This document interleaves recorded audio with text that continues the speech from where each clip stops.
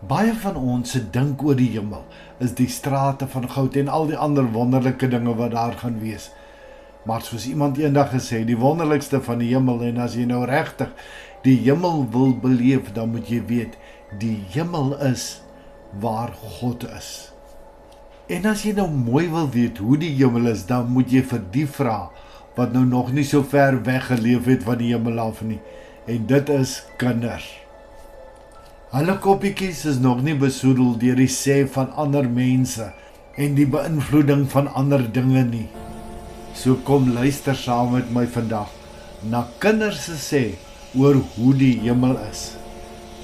Natuurlik jou spesiale bederf nommer 96 en die tema is hoe die hemel is. Kinders se sê oor die hemel deel 1. Ek dink die hemel is soos ouma se kombuis, maar niks brand ooit aan nie en niemand raak ooit haastig nie. In die hemel is daar nie slaaptyd nie, net rus wanneer jou hart lus is om stil te wees. Ek dink daar gaan oral trampolines wees, want almal gaan so bly wees dat hulle net wil spring. Elke mens kry seker 'n wolkie wat soos 'n sagte rusbank voel, net vir hulle self. In die hemel hoef niemand voor te gee nie, jy mag net jy wees en dis genoeg. Die engele vlieg seker rond soos taksies, maar hulle kom altyd presies op tyd. Ek dink Jesus het 'n groot braaiplek waar niks rook in jou oë kom nie, net lag in jou hart. In die hemel verloor niemand hul sokkies nie en ook nie hulle moed nie. Daar is seker 'n speelpark waar jy kan val sonder om seer te kry, want Jesus of een van die engele sal jou vang.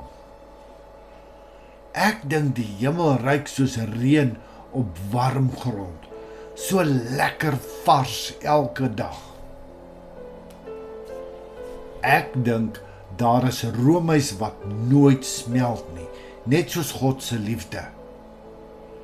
Ek dink in die hemel is daar nie huiswerk nie, net ontdekwerk oor hoe groot God is.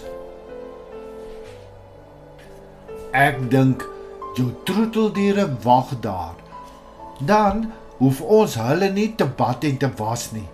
Sy stert sal waai en sy oë sal lag. Niemand huil daar nie, behalwe miskien van lag wat te groot raak.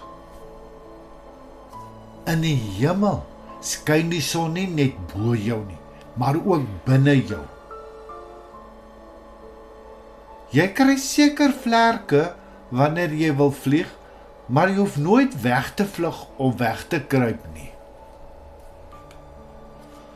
Daar is nie donker nagte in die hemel of spooke nie, net sagte skemer wat soos 'n kombers om jou vou. Ek dink jy kan deur mure stap, maar net om iemand vinniger te gaan druk.